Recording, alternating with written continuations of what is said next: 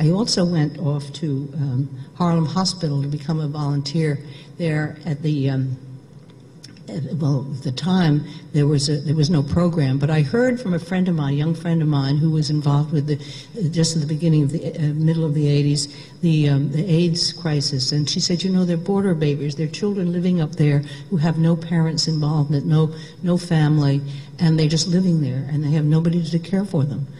Well, my mother had died when I was 4 years old, and so the idea of being abandoned was a really powerful idea, so I just said, nobody should be abandoned. And I took myself up to Harlem Hospital. For the next 18 years, I was there as a volunteer. And it was during that time, after they had, the early days, you know, there were no medications. There was nothing to do for the children other than really just love them. And, but then they began to develop ways to understand the condition of AIDS and HIV, and they also began to develop medications. And they developed a whole program at Harlem to look after those children and their families. Some of them did have families, and some of them didn't. But during that time, I was talking on the telephone to the psychologist who was part of that program they had developed, and he was on his way over to the ICU to see one of our teenagers there. And he wanted to take him something to read. But it was hard-pressed to find something to read to a 13-year-old inner-city kid about dying. So he just said to me, you know, someday I'm going to write a book, and it's going to be stories about what happens when you die from different cultures. And as he was saying that, as those words were coming out of his mouth through the phone into my ear, something shot down through the top of my head, and I heard myself saying, oh, Michael, I want to help you with that. And I was totally surprised. Again, the voice spoke, only this time it came out of my mouth. Well, anyway, we worked together for a while, but then it turned out that, you know, he really wasn't interested in writing the book. He had other things he wanted to do. But you know how sometimes you say, someday I'm going to walk around the world on my, 2 feet or whatever. Anyway, I continued to be passionate about this idea, and after several years, I produced this book of folktales of life, death, and beyond from around the world. And I didn't get the full story of why I was doing this until about a year after the book came out. And I'm not going to go into that because it's another story for another time. But the point is that the mystery of being compelled and being called, the real idea of being called, going beyond the ego, beyond the ideas that we just generate out of our conscious mind, can be very powerful. And I suspect many of you here who are going to be graduating, and those of you who are already celebrants and have a deep, deep sense of commitment or calling that you may not totally grasp in the sense of what brings you into this work. And we always make up stories about what brings us, and they may only be part of the story. But we need to trust that greater knowing, that direct knowing that pulls us forward. It's not easy in a society that doesn't necessarily honor it. We have to have reasons for everything. Who knows? Well, but during this work, when I started, when the book came out, I started giving workshops, and I've been doing that around the country and outside the country, various parts of the world, and I have been working in the federal prisons as well. And one of the questions that we ask is during this work is, in the story and changing the story, is, who am I really? It's a story we can ask every morning, as well as doing our breath work and the other kinds of things. But who am I really? And so, and I tell you, when you work with people who are in prison and are preparing to be released and take up a new life, it's a very powerful question. But I think it could be just as powerful for all of us, no matter who we are. It is that really coming to that, and in a powerful, positive way, not in a sense of judging at all. So I'm going to ask you right now to turn to somebody here maybe somebody you don't know, if that's possible. We're just going to spend a couple of minutes. But when, I suspect everybody here may have asked this question at one time or another of themselves, or maybe they ask it all the time. But when was the first time you asked that question or thought of that question? Just share that a little bit with a friend or a neighbor, a person sitting near you, and it'd be great to do it with somebody, as I say, that you don't know, because you get new information.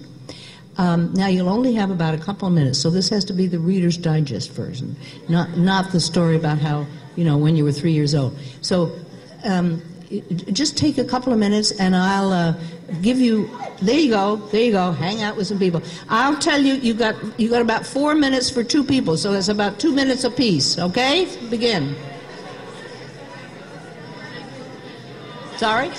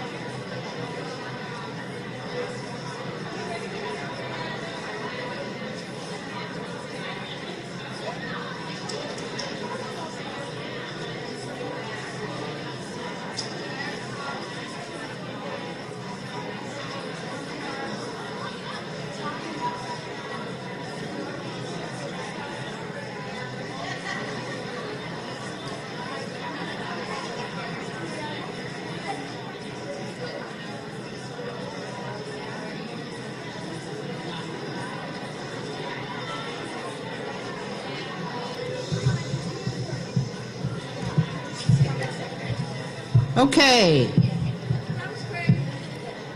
Was that good? If we had time, I would get you all to tell me what happened there. But I suspect, I hope that you had a good learning experience there from about your own process as well as the person you were speaking with. It's a question that we can keep on asking. Okay.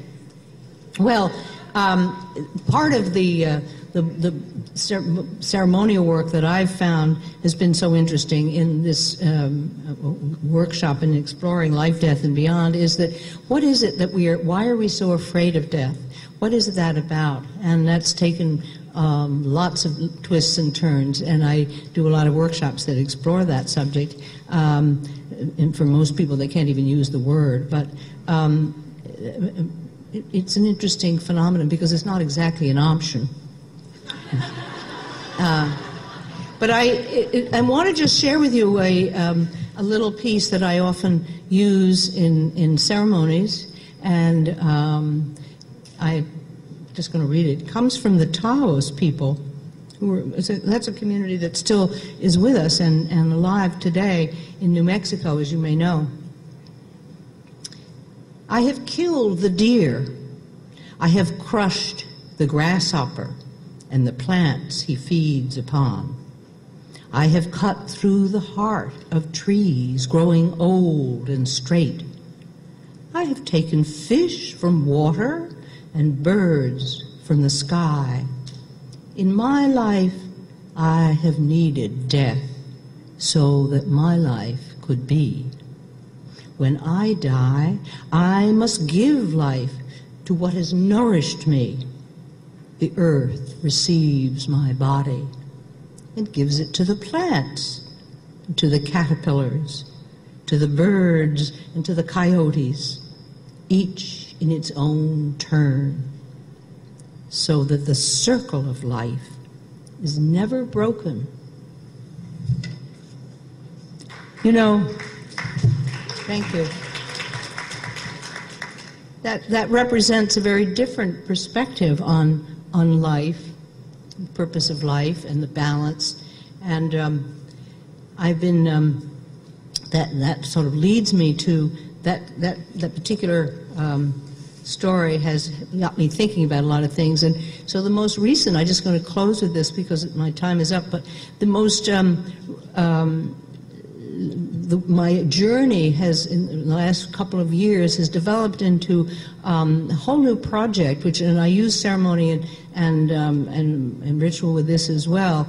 But it's a project that I developed called Tree Friends, using the arts to transform our relationship to the natural world.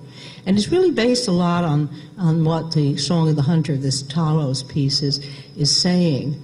And just now, we have launched a song contest, and today is the deadline for the young people to have their entries in. It's for people 23 and under in New York City. And they're coming in. There's an 11-year-old one, a fourth grader, and a fellow young person who is 23 sent in a song, various songs from different people. But I just want to read you this is the really what this is based on, is the fact that I came to recognize about story, that the human story, it isn't just about my story, it isn't just about our story, it is about the human story, and the story that human beings, most human beings, not all, certainly not the Taos and other indigenous people, but most human beings have following a story for the last 5,000 or 10,000 years that goes like this. We are separate and superior from all other life. And some human beings are superior to other human beings. That's the story that has been passed around and continues to be lived out, consciously or unconsciously. And that has brought us to where we are today. So we're suggesting and inviting people to really question that story. Science is telling us that all life is interconnected and interdependent. We don't know how to live that way, however. So the young people of New York City have been challenged to write a song that reflects one of these themes. It's called Earth Tones, the project.